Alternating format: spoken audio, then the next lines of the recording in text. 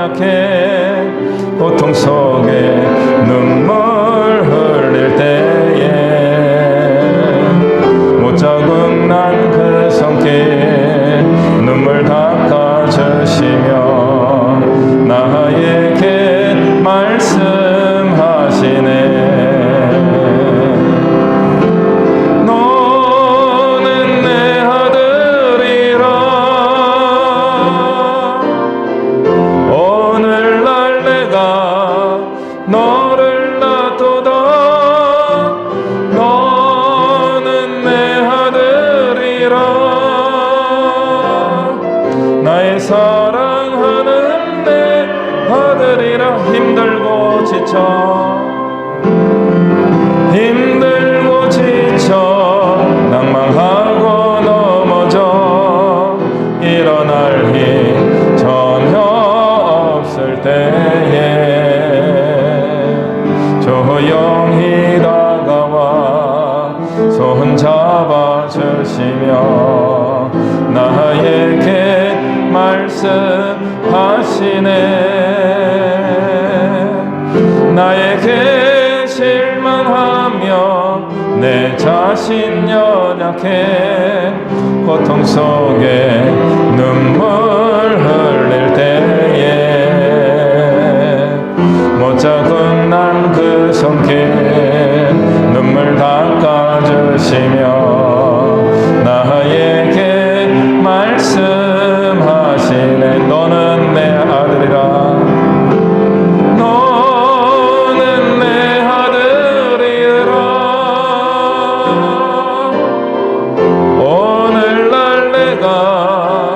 너를 놔두다. 너는 내 아들이라 나의 사랑하는 내 아들이라. 언제나 변함없이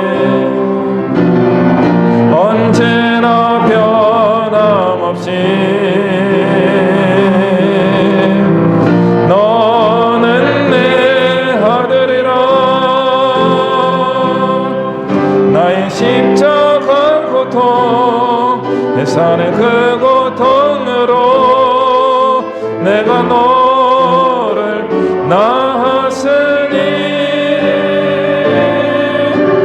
너는 내 아들이라. 오늘날 내가 너를 놔두다. 너는 내 아들이라. 나의 사랑하는 내 아들이라. 너는 내 아들이라. 너는 내 아들이라.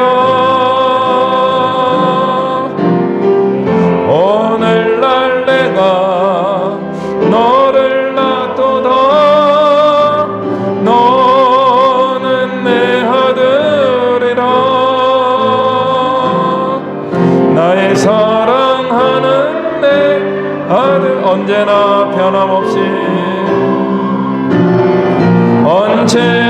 변함없이 너는 내 아들이라. 나의 십자가 고통 해산의 그 고통으로 내가 너를 낳았으니 너는 내 아들이라. 오늘날 내가 너를 놔두다. 너는 내 아들이라. 나의 사랑하는 내 아들이라.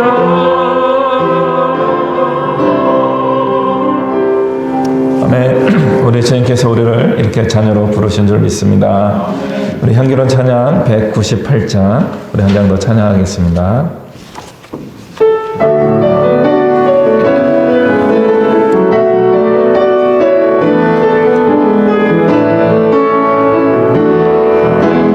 주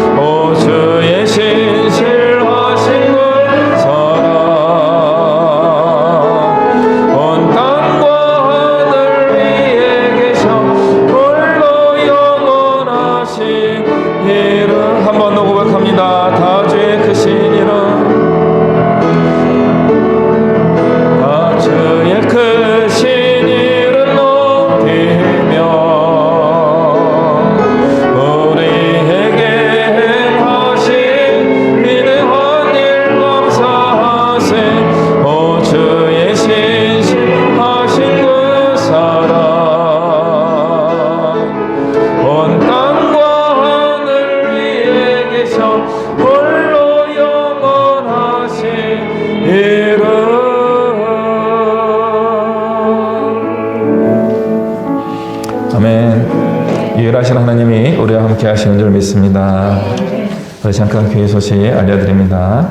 오늘 예배하는 모든 우리 주님의 성도님들을 주님의 이름으로 축복합니다. 우리 예배 가운데 큰 은혜를 나누시는 시간 되고 온전한 예배를 주 앞에 올려드리는 그런 시간 되기를 바랍니다.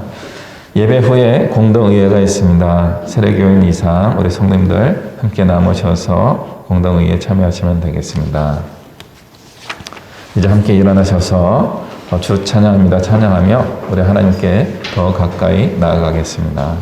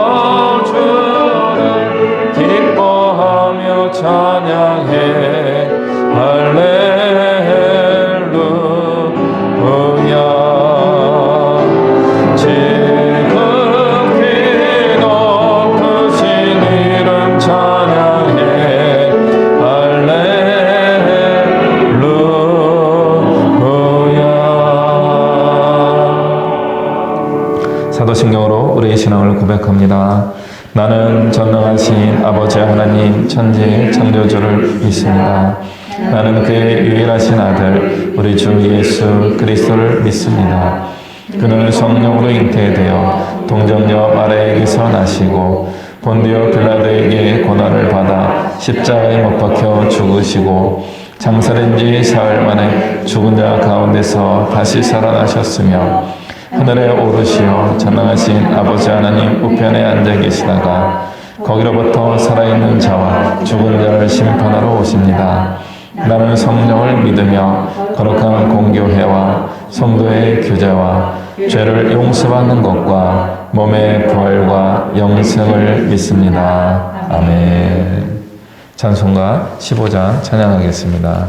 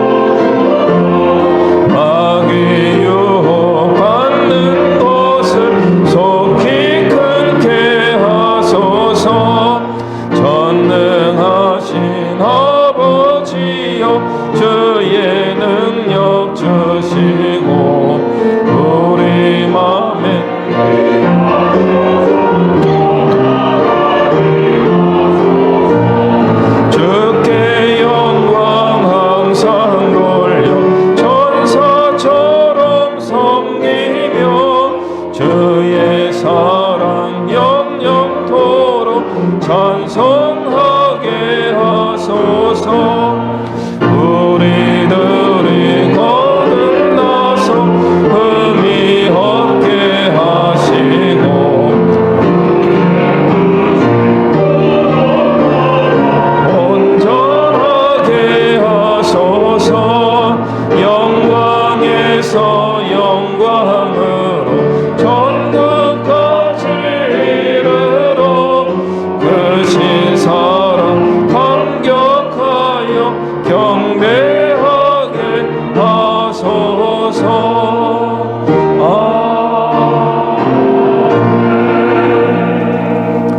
앉으시고요. 우리 김지은 권사님 나오셔서 기도해 주시겠습니다.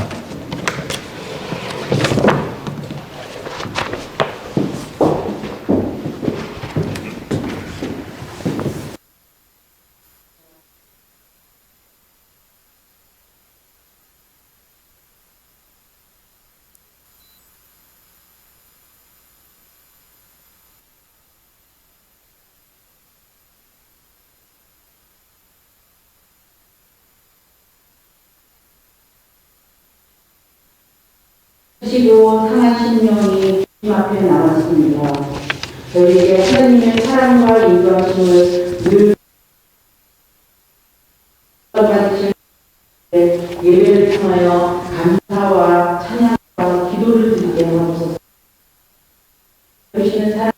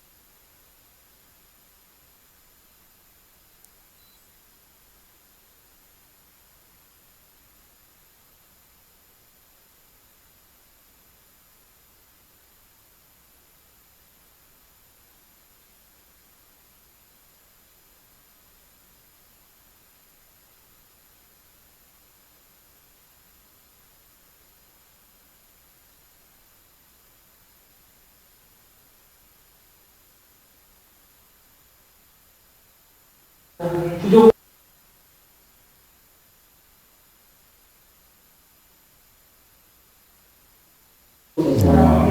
위로의 분이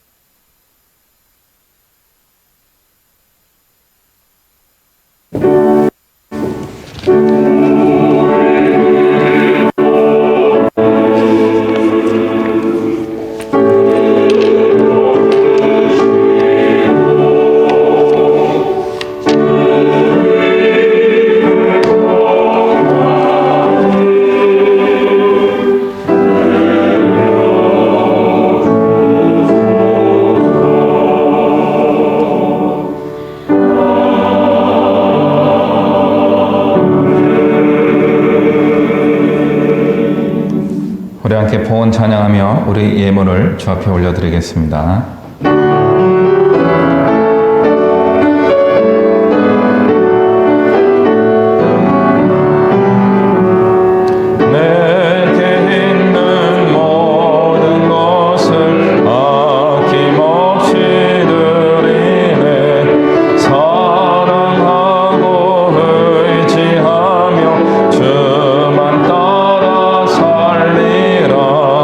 주께 드리네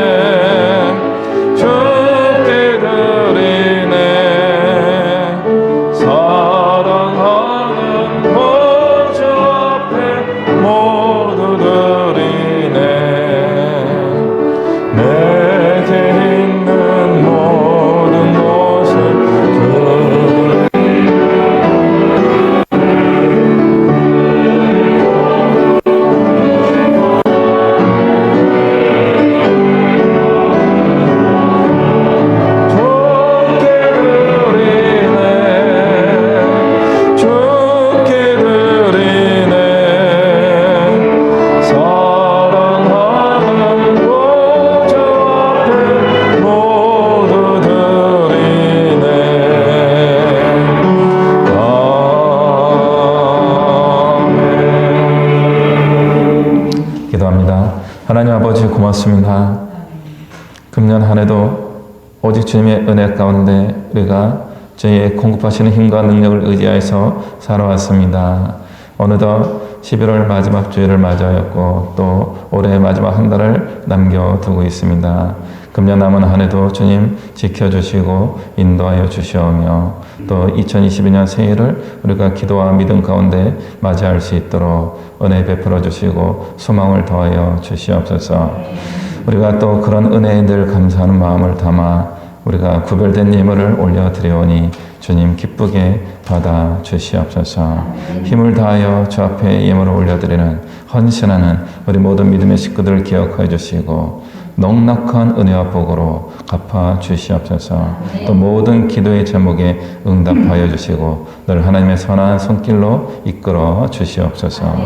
우리가 드리는 이 예물이 주의 나라와 주의 교회를 위하여 또 하나님 기뻐하시는 일과 생명을 살리는 일을 위하여 바르고 의롭게 귀하게 잘 쓰이게 하여 주옵소서. 감사드리며 예수 그리스도의 이름으로 기도하옵나이다. 아멘.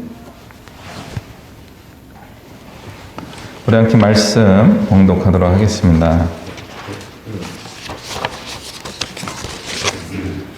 신명기 34장 1절부터 12절까지의 말씀입니다.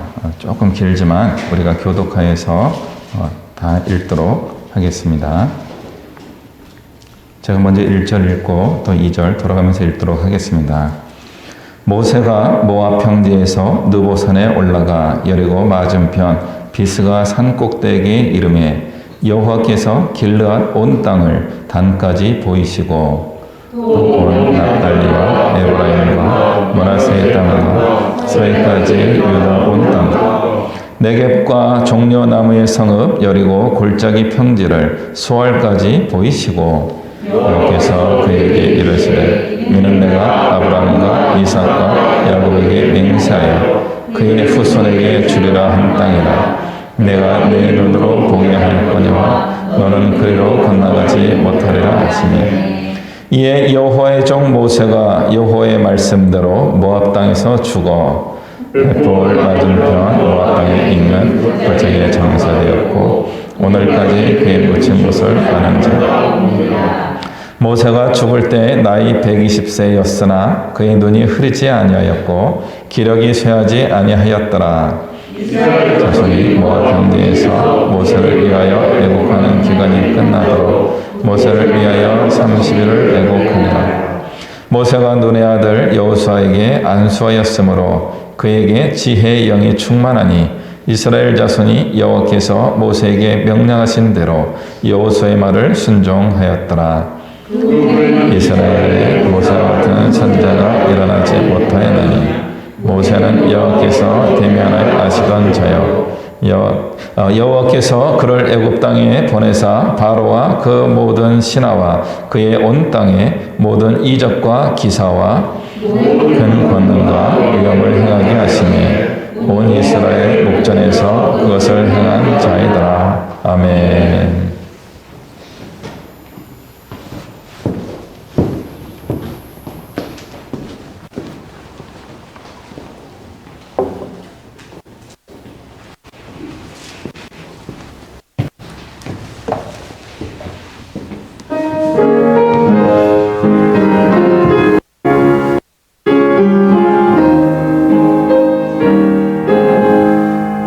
내 영혼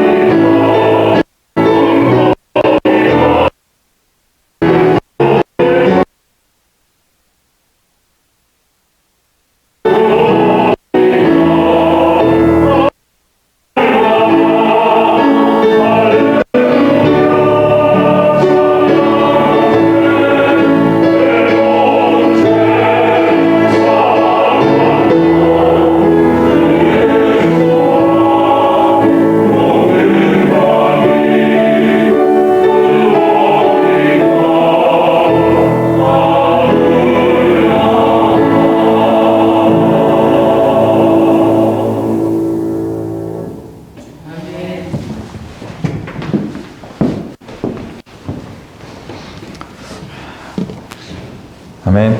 우리 하나님께 예배하는 찬양, 또 저희에게 감동을 준 찬양에 또 감사드립니다. 오늘 말씀 제목은 모세와 같은 선지자, 본문에 의하면 모세와 같은 선지자가 없다로 끝났습니다. 모세와 같은 선지자가 없어진 것은 사실입니다. 그래서 모세와 같은 선지자가 다시는 일어나지 못하게 되었지만, 그럼에도 불구하고 우리에게 주는 메시지가 있다고 생각합니다. 과연 우리 시대에는 모세가 없는 우리 시대에는 어떻게 살아가야 될 것인가? 구약 성경이 있기 때문에 우리는 모세 이후의 역사를 조금 더 알고 있습니다. 그래서 모세가 없던 시절에 또 하나님이 사람들을 어떻게 택하셨고 어떻게 이어서 하나님이 기뻐하시는 일들이 이루어지고 또 순종과 불순종에 대한 일들이 이어졌는가를 알게 됩니다. 첫 번째로 우리가 살펴볼 것은 모세의 모습에서 부르심과 순종에 관련된 부분입니다. 성경에는 극적인 인물들이 많이 등장합니다. 굉장히 많이 있죠. 중요한 인물들은 한결같이 드라마틱한 삶을 살았습니다. 그리고 그런 삶에서 우리는 영웅적인 모습들을 보게 됩니다. 영웅들을 보면요, 우리 같이 평범한 사람들은 나의 일이 아닌 것처럼 이제 생각할 때가 많이 있습니다. 영웅은 정말 위대한 사람들 몇 명 정도만 하는 것이고, 나도 되고는 싶지만, 옛날 어떤 드라마에서 보니까 못 말린 람보라고 하는 영화 기억나시는지 모르겠어요. 거기에 보니까 주인공 외에는 엑스트라는 아무데나 쏴도 죽어서 사라져요. 그러니까 어쩌면 우리는 그냥 엑스트라 같은 인생일 줄 모릅니다. 그냥 지나가는 총에 맞아 이름도 없고 등장인물에도 번호로 표시되는 그런 엑스트라 같은 인생인 경우가 많이 있습니다. 그러니까 주인공들만 부각이 되는 경우가 많이 있지요. 그래서 영웅의 삶을 보게 될 때 한편으로는 나도 그렇게 되면 좋겠다 하는 생각을 갖지만 다른 한편으로는 안 되겠는데, 불가능하겠는데 그런 마음이 이제 자꾸 드는 것도 사실입니다. 그런 영웅적인 모습을 보여주신 분의 성경에서는 가장 위대하게 꼽는 분 중에 한 분이 바로 모세입니다. 이 모세의 삶은 승리의 영광을 맛보기도 했지만 결과적으로 그는 최종 목적지에 들어가지 못한, 어떤 면에서는 실패한 게 아닌가 하는 생각이 들게 할 정도의 결과로 끝나는 그런 분입니다. 그럼에도 불구하고 성경에서는 이 사람을 비운의 주인공으로 묘사하지 않습니다. 슬픔을 겪은 사람으로 설명하지 않습니다. 이 모세에 대한 이야기는 이스라엘 역사에서 계속 나오고요, 예수님의 변화산에도 등장하는 한 인물이 됩니다. 그래서 예수님 시대에 율법을 할 때 모세의 가르침이라고 대명사로 사용되고 있고요, 엘리야와 함께 예수님을 만나서 이후에 하나님이 하실 일들을 이야기해주는 그런 사신으로서 등장하게 됩니다. 그래서 우리는 이 모세를 다시 한번 우리가 살펴볼 필요가 있습니다. 많은 면에서 모세는 우리 장로교 교리에서 이야기하는 예정론에 가장 부합한 인물처럼 보입니다. 아브라함 때부터 하나님이 이스라엘 백성들을 향하여 아브라함 자손들에게 복을 주시려고 준비하셨었는데, 그 이스라엘 민족이 국가다운 인구를 구성하였을 때 이 인구 수많은 60만 명의 남자들만 60만 명, 남녀를 다 합치면 한 200만 명에서 300만 명까지 되는 그 정도의 숫자의 사람으로 국가를 이룰 수 있는 인물로 하나님이 모세를 예비하신 것처럼 보입니다. 우리는 이 모세를 보면서 하나님께서 예비하고 준비하신 사람이니까 저절로 훌륭해졌겠지, 이렇게 생각을 할 수도 있습니다. 그런데 모세의 관점에서 모세의 인생을 살펴보면요, 오늘 성경을 아니까 하나님의 관점으로 요즘 얘기하는 전지적 관찰 시점에서 보면은 모세의 삶이 하나님의 뜻 안에서 이루어진 것을 보게 되지만, 모세 개인의 관점에서 보면 어떻게 보입니까? 3개월 만에 부모님이 유기한, 버린 자식입니다. 100일 된 아이를 버렸다, 그런 뜻입니다. 정황은 다 있어요. 뭐 여러 가지 이집트에서의 어떤 바로 왕의 폭정에 의해서 남자아이를 키울 수 없었기 때문에 라고 하는 환경적인 이유가 있음에도 불구하고 모세의 입장에서는 뭐예요? 우리 부모가 나를 버렸다예요. 그리고 어떻게 됩니까? 누가 주워서 키운 거죠. 결과적으로는 바로의 왕궁에서 자라긴 했지만 나를 주워서 키운 거예요. 양부모가 나를 입양해서 키웠다. 입양받은 사람들의 아픔의 이야기들이 많이 있습니다. 그러니까 하나는 버림받은 거고요. 지금 나를 키워주신 분이 나를 낳아주신 분이 아니다라고 하는 것이 인생에 계속 큰 상처로 남는 게 입양받은 분들의 삶입니다. 왕궁에서 자랐습니다. 왕자가 되었죠. 그런데 서열이 딱 정해졌어요.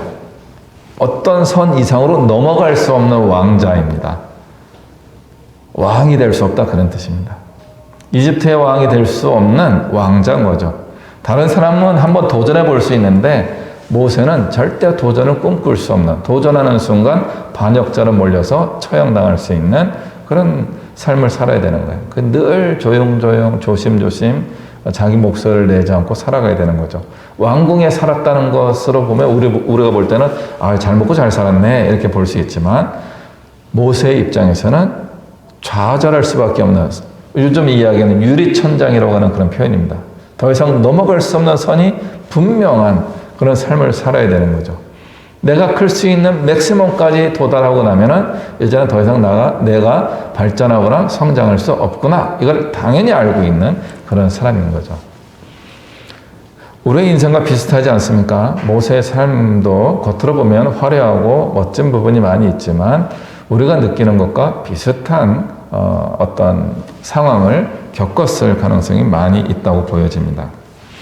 그래 자기 나름대로 계획을 세워가지고 자기 동족을 위한 리더가 되고 싶었지만 결국 동족들도 자기를 따라주지 않습니다. 이런 표현이죠. 듣보잡이죠. 너는 어디서 굴러먹던 개벽다구인데 하면서 이스라엘 백성도 모세를 거절합니다. 그래서 그게 40세에 일어나는 일이죠. 40세까지 겪었던 모든 격정의 세월 속에서 모세의 결정은 무엇입니까? 도피입니다. 도피. 멀리 광야로 도망가서 나머지 40년의 기간 조용히 은둔의 삶을 삽니다. 그리고 그것에 익숙해졌습니다. 적응이 됐습니다.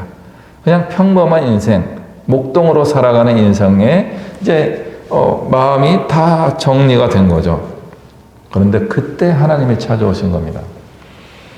옛날 내가 힘이 있고 열정이 있고 정말 잘해보고 싶을 때 하나님이 말씀을 한마디도 안 하셨습니다.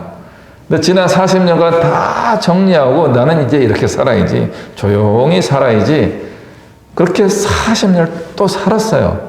그런데 그때 하나님이 찾아오셔가지고 같이 갈래? 이렇게 한 거죠. 화가 좀 날 것 같아요. 정말 내가 하나님이 필요했던 그 순간에는 침묵하신 하나님이, 나는 이제 나의 삶의 인생에 정착하였고 이제 나이도 들었고 이제 뭐 새로운 것 그렇게 하고 싶은 때가 아닌데 왜 나를 부르십니까? 그래서 성경 읽어보시면 알겠지만 모세가 계속 거절합니다. 아닙니다. 말도 못하고요, 힘도 없고요, 능력도 없고요, 계속 거절하세요. 그랬더니 하나님이 어떻게 일시키셔요? 화를 내셔요. 참, 왜 화를 내셔요? 우리 하나님이 그렇게 일하셔요. 계속 부르시는데 못해요, 안 해요, 힘들어요, 능력도 없어요 이렇게 겸손하게 이야기했더니 또 그건 사실이었고요.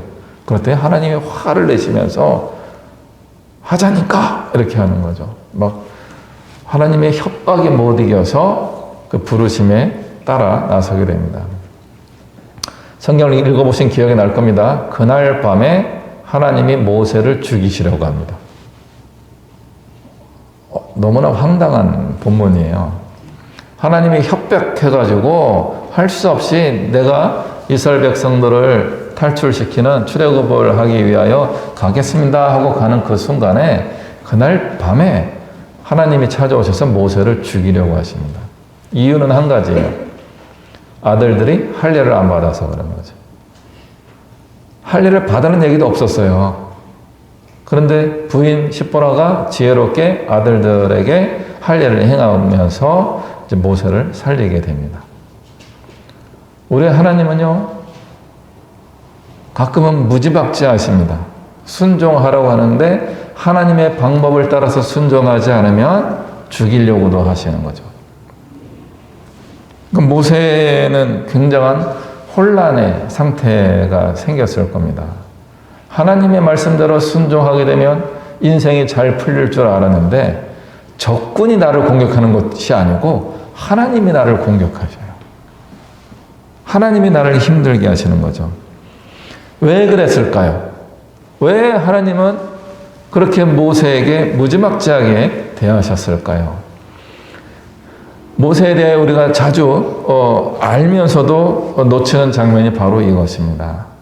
무엇인가 하면 하나님은 하나님의 사람들을 부르십니다마는 우리가 부름받은 그 상태를 인정하지 않으십니다. 하나님의 방법대로 살아가는 사람이 되기를 요구하십니다. 이것은 모세 개인에게도 마찬가지고요. 우리가 레위기, 민수기, 신명기 계속 읽어보시면 알겠지만 이스라엘 백성에게도 똑같이 요구하시는 것입니다. 하나님의 백성으로 부름받았으면 하나님의 말씀대로, 구약시대는 율법이죠. 율법을 따라 살아가야 되는 겁니다. 율법을 따라 살지 않으면 벌 주시는 하나님이십니다. 그냥 하나님 없이도 잘 살던 사람에게 너희는 아브라함의 후손이니까 나의 백성이 되어라. 아멘. 복 주세요. 그랬더니 그 대신 조건이 있다. 율법을 지켜라. 나와 약속을 하자. 나만을 하나님으로 섬기고 나만을 예배하고 우상 숭배하지 않고 율법대로 살기로 약속을 해라. 복을 주겠다. 그렇게 살지 않으면 벌 주겠다.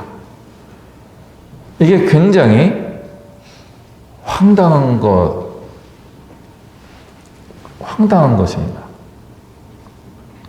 예수님 안 믿는 사람들, 하나님의 백성 아닌 사람들은요, 자기들의 수고와 노력에 맞게 그냥 살게 됩니다. 노력한 만큼. 또는 죄를 지어도 잘 살기도 합니다. 그런데요, 우리는 하나님의 백성으로 부름받게 되었을 때 아주 곤란한 상황을 겪게 됩니다. 하나님의 뜻에 따라 살도록 부름받은 거예요. 그러면 하나님 말씀대로 순종하며 살아가야 되는 거죠. 근데 하나님 말씀에 제대로 순종하지 않으시면 하나님이 우리를 징계하시는 거죠. 이거 굉장히 난처한 거예요. 복잡한 겁니다. 굉장히 단순하면서도 복잡한 겁니다. 그럼 저 부르지 마시라니까요. 그게 아니에요. 내가 너를 불렀다니까. 괜찮아요. 안 부르셔도 돼요. 불렀다니까.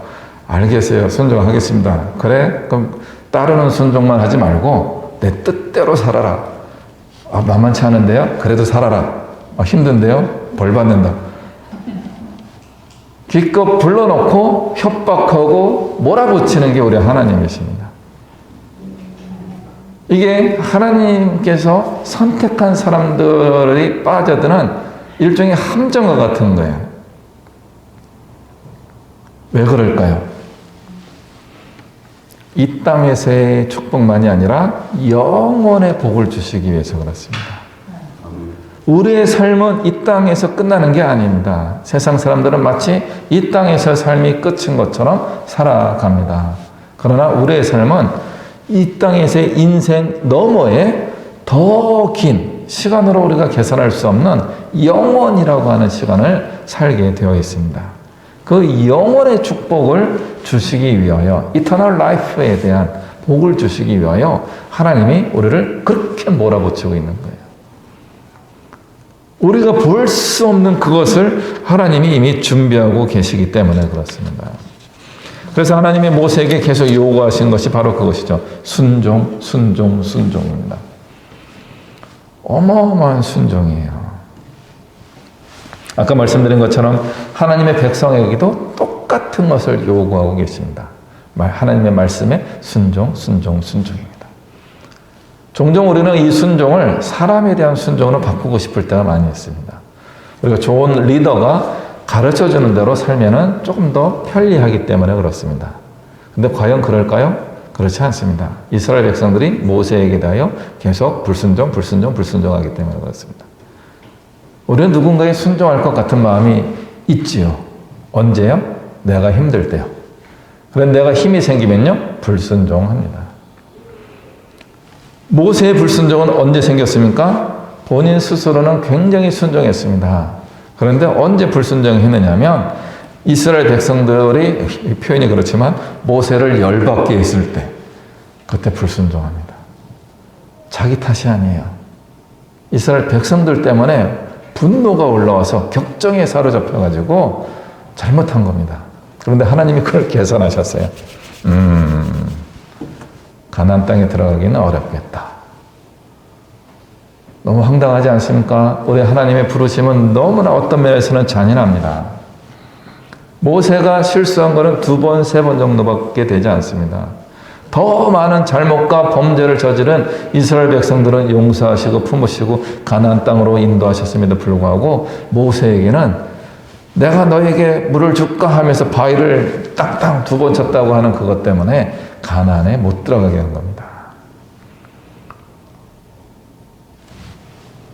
우리는 여기서 정말 생각을 많이 해봐야 됩니다. 가나안 땅에 들어간 백성들이 복을 더 많이 받은 것일까? 불순종한 몇 가지 불순종으로 가나안 땅에 들어가지 못한 모세가 좀 더 그래도 나은 게 아닐까? 우리는 이 순종이라는 부분을 앞으로도 계속 고민하며 갔으면 좋겠습니다. 하나님께 순종한다는 것은 과연 무엇일까?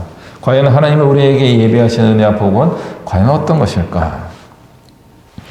저는 모세에게 주신 마지막 하나님 베푸신 은혜가 무엇인가 하면 느보산에 올라가서 요단강 서편에 있는 가나안 땅을 쭉 볼 수 있게 해주신 것이라고 생각합니다. 아마 저는 이게 요즘 유행하는 메타버스 방식이 아닐까 그렇게 생각해요. 마치 그 드론으로 영상 촬영을 해가지고 우리 세계 여행하는 TV 드라마 같은 게 그 다큐멘터리 프로그램 같은 게 있잖아요. 그럼 어떤 지역에 뭐 그리스라든가 프랑스라든가 유럽이나 뭐 아시아 어떤 지역에 가서 드론이 쭉 촬영한 것을 TV 영상으로 우리가 볼 수 있는 거죠. 모세에게 보여주신 방식이 이것과 비슷하지 않았을까? 여기 남산에 있는 남산타워에 올라가시면은 인천이 가끔 보인다고 합니다. 날씨가 좋은 날 이렇게 보이면은 어떻게 보입니까? 원근법에 맞춰 보입니다. 조금 해서 안 보입니다. 그냥 저쪽에 인천이 있겠구나. 저희 같은 뭐 잘 모르니까 저쪽인가 저희가 인천이 아닐까 이렇게 볼 정도입니다. 하나님이 모세에게 보여주신 방식은 그게 아니었습니다. 마치 모세가 어떤 헬리콥터나 비행기를 타고 가나안 땅을 딱 여행하듯이 느보산에 있는 그 상태에서 가나안 땅을 쫙 본 거예요. 뒤에 나온 본문은 어떻게 되어 있어요? 무화과 나무가 잔뜩 있는 여리고성을 딱 집중해서 클로즈업해서 볼 정도로 하나님께서 그런 환상, 비전을 보여주신 겁니다. 그러자 모세가 만족합니다. 충분한 겁니다. 아멘. 굳이 가나안 땅에 들어가서 보려면 어떻게 됩니까? 동서남북으로 막 다녀야 되는 거죠. 그 당시에 가나안 지역은 주로 산악 지역이 많으니까 말 타고 막 이렇게 질주하며 다닐 수 있는 곳이 아닙니다. 현대에도 차가 좋아서 오프로드 도로에 다니는 찝차 같은 것들이 많이 있지만 그것하고도 산 한번 가려면 굉장히 어렵습니다. 모세가 자기 발로 뚜벅뚜벅 가나안 땅을 다 볼 수 있을까요? 못 봐요. 요단강을 100번을 건너갔다 왔다 와도 그 경치를 한 100개 정도만 볼 수 있는 거지 가나안 땅 전체를 볼 수 있는 그런 게 아닙니다. 마치 아브라함처럼 100년 정도는 더 살아야지만 70세에 가나안 땅에 들어와서 170세까지 살면서 가나안 땅을 여기저기 밟으며 다녀야지만 가나안 땅을 볼 수 있는 것처럼 또 다른 100년을 더 살아야지만 가나안 땅을 제대로 볼 수 있을 겁니다. 그런데 어떻게 보여주신 거예요? 한 번에 쫙 보여준 겁니다. 본다는 것은 우리 영어 번역에서 이걸 비전이란 말로 바꿀 때가 많이 있습니다. 그러니까 텔레비전 할 때 텔레가 멀리란 뜻이죠. 멀리 영상을 보여주는 겁니다. 그러니까 비전이라는 것은 영상을 보는 것입니다. 하나님이 우리에게 이런 것들을 보여주십니다. 근데 보여주실 때 우리가 사람들에게 이런 식의 표현을 쓸 때가 많죠. 너의 비전은 뭐니? 이렇게 물을 때가 많이 있습니다. 아마 이것은 성경에 나오는 오직 성령이 너희에게 임하시면 노인은 꿈을 꿀 것이고 젊은이는 환상을 볼 것이다. 이 표현에서 나온 것이라 봅니다. 환상이라고 번역된 그것이 영어 번역에서 비전입니다. 하나님께서 보여주시는 거예요. 그 젊은이가 환상을 품는 것, 보는 것, 비전을 보는 거예요. 이상을 본다 이렇게 표현합니다. 그런데 사명을 받은 사람들은 비전이 없이 따라갈 때가 많이 있습니다. 모세가 사명을 받았을 때에 가나안 땅을 어떻게 알 수가 없었습니다. 지금처럼 구글맵 이런 게 있어가지고 딱 이렇게 조사할 수 있는 시대가 되면은 훨씬 잘 알았을 겁니다. 그런데 지금으로부터 약 3,000년 전에 모세는 구글맵이 어디 있습니까? 그때 있던 지도도 엉터리 지도였던 시대인 거죠. 측량이 제대로 안 됐으니까. 그러니까 사실은 모세는 비전이 없었습니다. 하나님이 보여주신 비전이 없었어요. 뭐가 있었어요? 말씀만 있었어요. 나의 백성을 이집트에서 가나안 땅으로 이끌어 가라라고 하는 말씀만 있었던 거죠. 보통 사명은 비전을 따라오는 것이 아닐 수 있습니다. 사명은 하나님의 말씀에서 오는 겁니다. 보이지 않는 것을 마치 본 것처럼 추구하며 꿈을 꾸며 살아가는 것이 비전, 그러니까 사명이라고 할 수 있습니다. 우리가 비전이라고 이야기하지만 실제로는 보이지 않는 무엇인가를 향하여 가는 것이라고 하겠습니다. 그러면 모세에게 주신 복은 무엇이라고요? 죽기 직전에 비전을 본 겁니다. 자기가 살아온 것이 제대로 살아왔구나를 확인한 겁니다. 나의 120년의 인생이 잘못 살아온 인생이 아니었구나. 우리가 인생을 마칠 때 우리가 종종 그런 고민에 빠지기도 한다고 합니다. 과연 나의 인생은 제대로 살아왔는가? 저는 이제 막 50이 넘었으니까 50년의 인생이 제대로 살아온 인생일까? 그런 생각이 문득 들어올 때가 있습니다. 기도하는 마음으로 제가 고백합니다. 저는 쉽지는 않았지만 그냥 잘 살아온 것 같습니다. 잘 살았다 잘못 얘기하면은 또 잘난 척하는 것 같은데 그런 뜻이 아닙니다. 정말 힘들고 어렵고 저도 실수와 잘못을 어마어마하게 많이 하면서 왔습니다. 그럼에도 불구하고 아직까지는 방향을 잘 잡아서 가고 있는 것 같습니다. 다 마찬가지일 겁니다. 우리 이 안에 성도님들도 똑같은 마음일 겁니다. 아직 뒤는 보입니다. 아직 앞은 안 보입니다. 우리도 아직 앞으로 얼마나 더 살아야 될지 더 살아봐야 압니다. 보이지 않는 그 길을 가는 동안 우리는 어떻게 살아가야 되겠습니까? 보이지 않는 그것이 보이는 것처럼 추구하며 살아가는 것이죠. 그러면 언제 보여주십니까? 일정 시점이 되었을 때, 과거가 충분히 채워졌을 때, 그리고 그때 우리 하나님이 보여주실 것이다 생각합니다. 그럼 모세가 받은 가장 좋은 복은 무엇이었겠습니까? 마지막 느보산에서 가나안을 본 게 가장 좋은 복이었을까요? 사실은 거기는 굉장히 아쉬움이 많죠. 그래도 한번 밟고 죽어도 되는데, 가서 보여줘도 되는데, 보여주고 가나안 땅 한번 딱 찍고 죽어도 되는데, 그런 아쉬움이 많이 있는 거죠. 저는 모세에게 주신 하나님의 큰 은혜 중에 하나가 이것이라 생각합니다. 저는 그게 가장 큰 거다라고 생각하는데 120세가 될 때까지 건강하신 겁니다. 와우. 120세가 되는데 건강하셨어요. 그 체력이 약해지지 않았고요. 심지어 눈도 밝았답니다.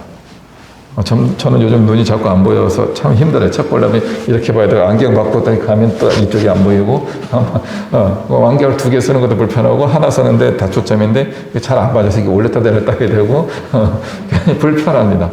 근데 모세는 120세에 돌아가실 때까지 눈이 흐려지지 않았다는 거죠. 하나님의 사명을 제대로 따르는 분들에게는 하나님이 그 사람에게 가장 필요한 복을 주시는 것입니다. 모세에게 필요한 복은 무엇이었어요? 건강이었어요. 그 사명을 완수할 때까지 모세가 먼저 쓰러지면 안 되는 거예요. 모세가 정말 힘들고 어렵고 고통스러운 리더의 자리에 들어 있었음에도 불구하고 이 사람이 120세가 됐을 때 병상에 사람들이 들고 메고 하면서 가나안 땅으로 옮겨가는 환자로서 가지 않은 겁니다. 그거는 이스라엘 백성들에게도 축복이에요. 이 노인네를 버릴 수도 없고 그분을 통해 하나님의 음성이 들리니까. 근데 같이 가자니 불편하고 걸리적거리고 이렇게 그렇게 짐이 될 뻔한 모세의 연배였어요. 그런데 모세가 꿋꿋하게 걸을 수 있을 정도로 하나님이 힘을 더해 주신 것이죠. 하나님께서 주신 사명을 따라가게 되면요, 그 사람에게 맞는 복이 임하게 되어 있습니다. 그러므로 그래서 우리 그 목회자들이 가끔 전설적인 이야기를 해요. 사명자는 죽지 않는다. 그래서 과속하고 다녀요. 그러면 안 되는 거예요. 지킬 거 다 지키면서 우리가 살아가는 겁니다. 그럼에도 불구하고 하나님이 지켜주시는 게 맞습니다. 사명을 맡은 사람들은 하나님이 지켜주시게 되어 있습니다. 그러면 사명을 따라 살 때 하나님의 법칙을 따라 순종하면서 가는 겁니다. 그럴 때 하나님이 계속 은혜와 복을 공급하여 주시는 거죠. 모세는요, 120세까지 건강하게 지내시다가 볼 거 다 보고, 가보진 않았지만 가본 것보다 더 자세하게 가나안 땅 동서남북을 다 살펴보고 뿅 하고 천국 가신 거예요. 가장 멋진 인생입니다. 막 죽을 때 아주 힘들게 돌아가시는 분도 있다고 합니다. 그런데 모세는 정말 인생이 깔끔하게 마무리가 되신 거예요. 이게 놀라운 복입니다. 물론 남은 사람들에게는 이런 어른의 죽음이 다 모두에게 부담이 되고 힘든 것이긴 하지만 그 부르심을 받은 그 모세는 정말 복받은 분이에요. 하나님께서 주신 복은 모세에게 있어서 가나안 땅의 복이 아니었던 거죠. 우리 인생 모두에게 주어진 복과 똑같은 겁니다. 어디예요? 천국에 가는 복입니다. 그때 모세가 하나님께 우겨가지고 하나님을 설득해서 가나안 땅에 들어가면 어떻게 됩니까? 여호수아와 함께 가나안 정복 전쟁을 30년을 더 해야 되는 거예요. 또 싸워야 되는 거예요. 모세는 가나안 땅에 안 들어가는 게 더 괜찮아요. 모세 개인적으로도 그래요. 가나안 땅 가면 나라와 민족을 위하여 자기 백성들을 위하여 또 수많은 전쟁에 쉬지 못하는 거죠. 사역자는요, 계속 요 하나의 면으로만 자기 인생을 살펴보면 안 됩니다. 큰 하나님의 그림을 자꾸 봐야 되는 거죠. 가나안 땅은 모세의 최종 목적지가 아니었던 거죠. 이스라엘 백성에게도 마찬가지고 우리 예수님을 믿는 그리스도인들에게도 마찬가지입니다. 이 땅에서 우리가 어떤 사명을 받았죠? 사명이 나의 목적지가 아니에요. 그 사명을 이루어가는 과정에서 우리의 목적지는 천국에 들어갈 만한 합당한 사람으로 인정받는 것입니다. 그것을 사람들이 자꾸 혼동하는 거죠. 사명을 이루는 게 좋습니까? 안 이루는 게 좋습니까? 이왕이면 이루는 게 좋습니다. 모세의 사명은 가나안을 향하여 이스라엘 백성들을 이끌어가는 것입니다. 그러면 완수가 됐죠. 그러면은 어디 가는 게 더 좋아요? 주님 품에 안기는 게 훨씬 좋은 겁니다. 오늘 본문에서 주는 메시지 중에 한 가지가 이것입니다. 모세만한 인물이 등장하지는 않았지만 바통을 이어받을 수 있는 여호수아가 있었다는 겁니다. 이어받을 사람이 있다는 게 굉장히 축복입니다. 많은 사람들이 자기를 이어가는 것을 기대하고 있습니다. 저는 우리나라 제사, 그 조상에 대한 차례를 지내는 게 바로 그런 의미라고 보는 거예요. 나를 이어간 후손들이 나를 잊지 않고 기억해 줬으면 좋겠다라고 하는 마음이 반영된 게 우리 전통적인 차례 문화가 아닌가 이렇게 생각합니다. 기억되고 싶은 거예요. 잊혀지고 싶지 않은 겁니다. 그러면 주로 누가 그걸 했으면 좋겠다고 생각하는 겁니까? 가족들이 했으면 좋겠다 생각하는 게 우리 유교적 사고라고 보는 겁니다. 그럼에도 불구하고 위대하신 분들은 우리가 전 국민적으로 기억하잖아요. 뭐 세종대왕, 이순신. 이러면 가족들만 그분을 기억하는 것이 아니라 국가적으로 먼 세종대왕만 하더라도 한 500년 전 사람인데 우리가 그분을 기억하잖아요. 후손에게 부담을 주는 것이 아닙니다. 시편 17편에 보면요, 이런 표현이 있어요. 13절부터 15절까지인데요. 여호와여 일어나 그를 대항하여 넘어뜨리시고 주의 칼로 악인에게서 나의 영혼을 구원하소서.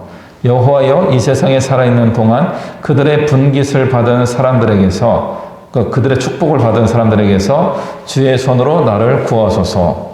그들은 주의 제물로 배를 채우고 자녀로 만족하고 그들의 남은 산업을 그들의 어린 아이들에게 물려주는 자니이다. 나는 의로운 중에 주의 얼굴을 배우리니 깰 때에 주의 형상으로 만족하리이다. 이 말씀은요, 굉장히 우리 기독교적으로도 주목해 볼 말씀입니다.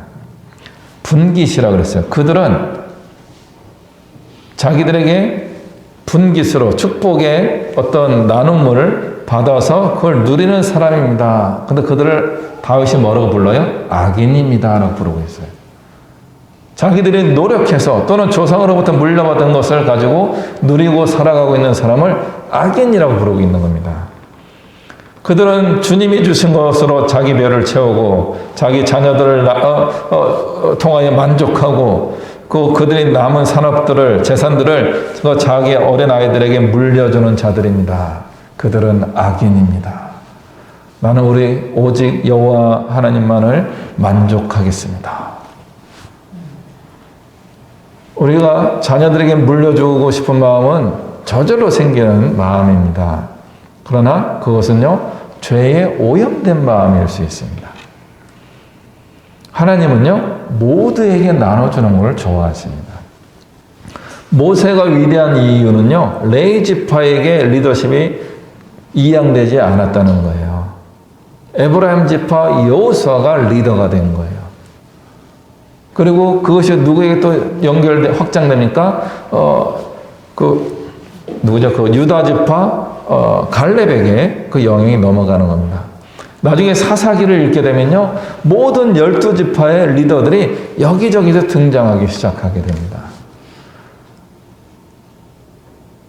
물론 나중에 사울 왕과 다윗 왕으로 왕국의 시대가 다시 열리게 되긴 하지만 하나님이 기대하셨던 게 뭐냐면 모든 지파에서 모세만큼은 아니지만 모세를 따를 수 있는 그런 리더들이 계속 등장하기를 기대하고 계시는 거예요. 출애굽이라는 특수한 상황에서는 모세 한 명을 통하여 하나님이 만나주셨지만 이제 가나안 땅에 들어가게 되면 그곳에서는 모든 지파들 안에서 좋은 리더가 등장해야 된다는 거죠. 그래서 모세만한 선지자가 나올 수 없었던 겁니다. 그렇지만 각 지파에 알맞은 리더들이 잘 등장할 수 있었던 겁니다. 이 바통 터치 혹은 이어가기가 계속되는 것이 축복입니다. 자녀들이 이어받으면 훨씬 좋을 수도 있겠습니다. 개인적으로. 그러나 자녀들을 포함하여서 그 리더십들이 더 많아져야 됩니다. 모세 한 명을 통해서 여호수아와 갈렙 2명이 된 겁니다. 결과적으로는. 여호수아가 대표적으로 리더십을 이어받았지만 사사시대로 가면 12사사가 등장하게 되는 겁니다.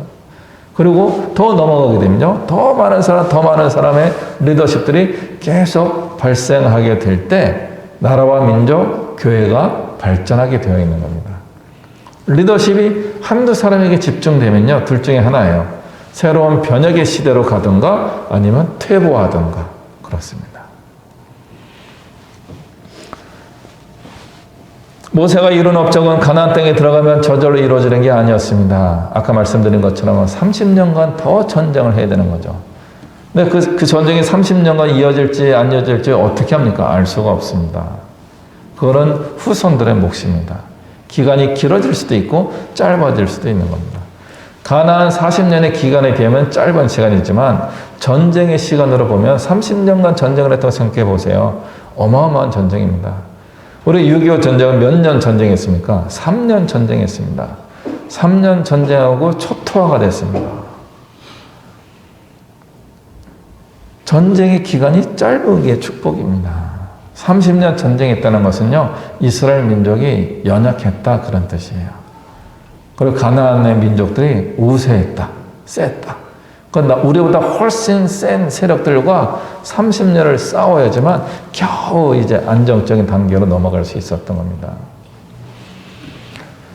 그렇게 되기 위해서는 어떻게 됩니까? 모세와 같은 사람들이 많아지면 좋겠지만 모세와 같은 사람은 많지 않습니다. 대신 모세보다는 못하지만 모세처럼 부름받은 사명자, 사역자들이 계속 꾸준히 등장해야 됩니다. 이게 맥이 끊겼을 때 위기가 오는 겁니다.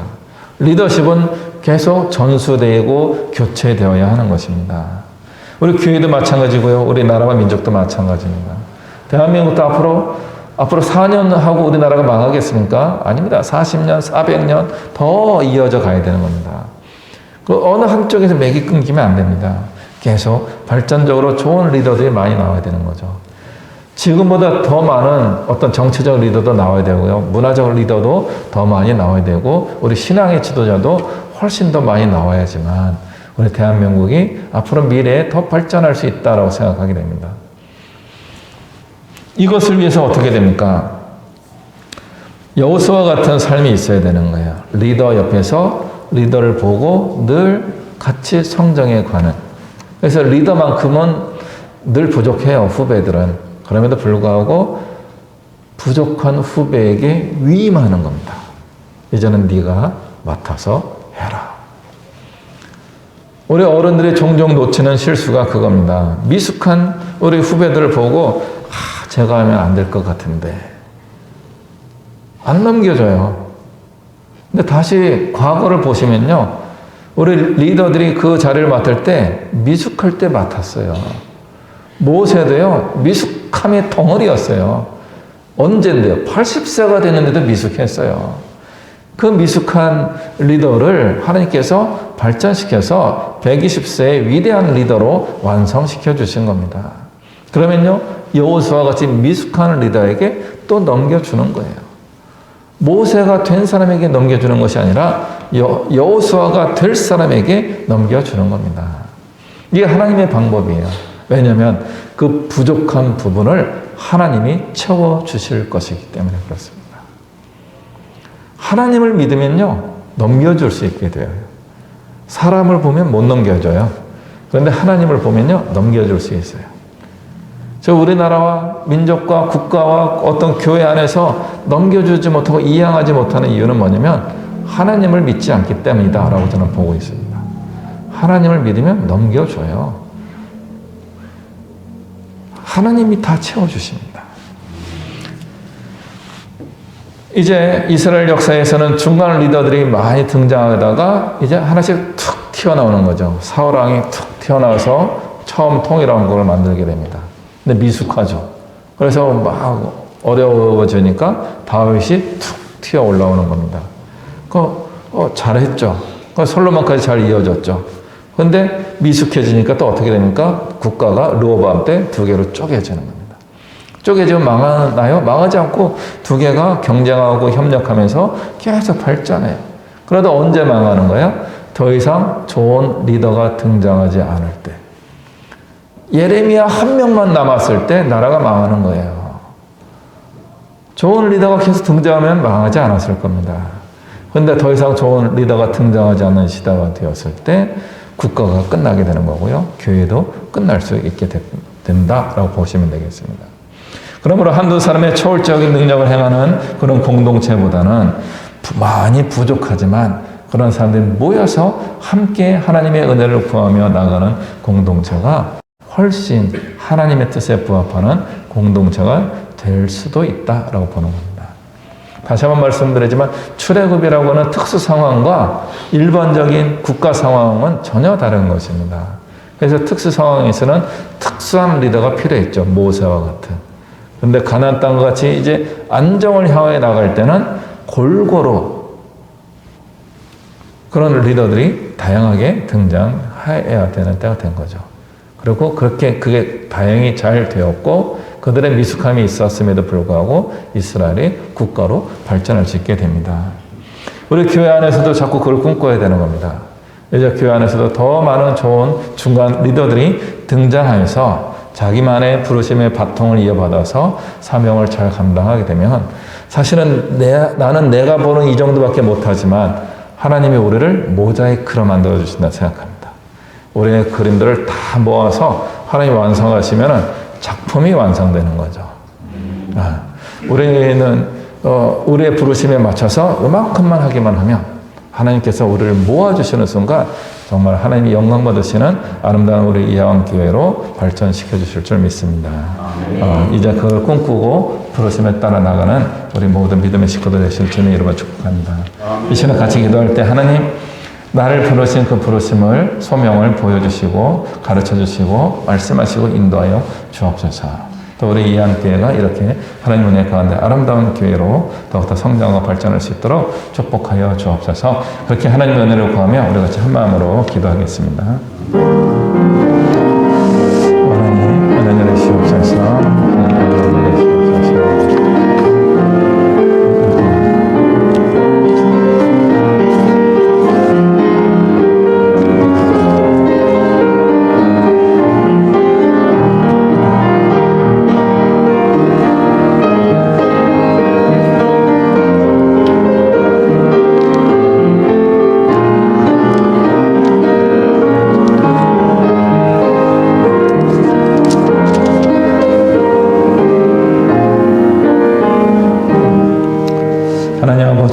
그렇습니다. 우리가 오직 주님만을 바라보고 주의 손에 이끌려서 쓰임받기로 원합니다. 우리가 모세만큼 위대해졌으면 좋겠지만 그러나 부족한 가운데 우리가 주님 내가 여기 있사오니 늘 우리를 드림으로 인하여 주의 손에 쓰임받는 또 귀하게 쓰임받는 우리의 인생이 되기를 또한 간절히 소망하오니 우리를 인도해 주시고 이끌어 주시고 우리 이하교회가 이러한 복된 사람들로 충만한 아름다운 교회가 되도록 역사하여 주옵소서. 예수 그리스도의 이름으로 기도합니다. 아멘. 우리 함께 일어나셔서 찬송가 430장 같이 찬양하겠습니다.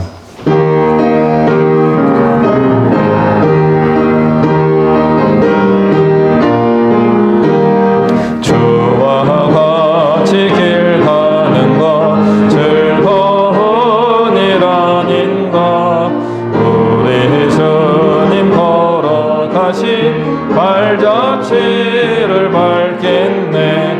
한 걸음 한 걸음 주 예수와 함께 날마다 날마다 우리 걸어가리. 어린아이 같은 우리 미련하고 약하나 주의 손에 이끌리어 생명길로 가겠네. 한 걸음 한 걸음 주 예수와 함께 날마다 날마다 우리 걸어가리. 꽃이 피는 들판이나 험한 골짜기라도 주가 인도하는 대로 주와 같이 가겠네. 한 걸음 한 걸음 주 예수와 함께 날마다 날마다 우리 걸어가리. 옛 선지자 에녹같이 우리들도 천국에 들려 올라갈 때까지 주와 같이 걷겠네. 한 걸음 한 걸음 주 예수와 함께 날마다 날마다 우리 걸어가리. 기도합니다. 이 시간도 늘 우리와 함께 하시는 우리 주 예수 그리스도의 은혜와 살아계신 하나님 아버지의 영원하신 사랑과 성령 하나님의 교통하시는 은혜와 역사하심이 주의 부르심에 전심으로 순종하며 하나님이 이루실 일들을 기대하고 나에게 맡겨진 사명을 최선을 다하여 감당하기로 결심하며 나아가는 이곳에 머리 숙인 주님의 백성들 머리 위에와 주의 부르심을 따라 땅끝까지 이르러 복음을 전하기 위하여 애쓰시는 성교사님들과 그 가정과 그 모든 사역 위에 이 나라와 이 민족 위에 열방 위에 이제부터 영원토록 함께 하시기를 간절히 축원하옵나이다. 아멘.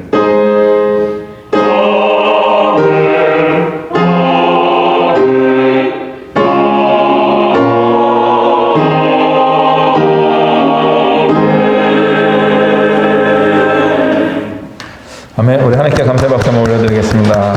바로 이어서 공동의회 진행하겠습니다.